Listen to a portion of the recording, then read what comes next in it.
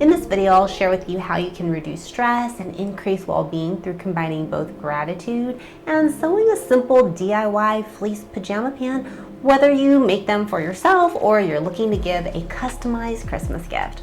So first, I'll share with you the process on making these fleece pants, and second, I'll provide you with some prompts to help you craft your gratitude letter.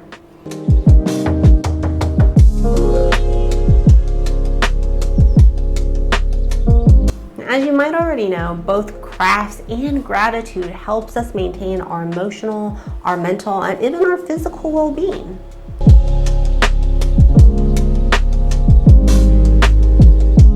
And even currently, I'm working with a client who reports a positive outcome when using sewing to help her reduce her anxiety symptoms.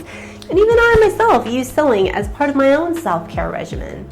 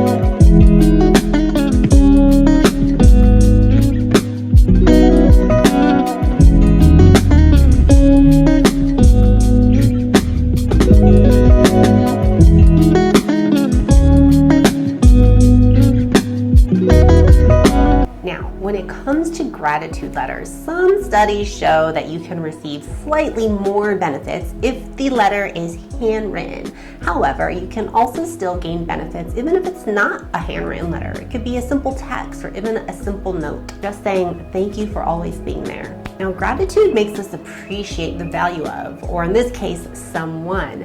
And when we have appreciation for someone, we extract more benefits from it. So let me teach you a little bit about the gratitude letter. Step one. So take a moment to think about someone, either recently or someone from your past or someone that you even grew up with and still keep in contact from this day. Maybe even someone that you never got the chance to properly show your appreciation for. Step two.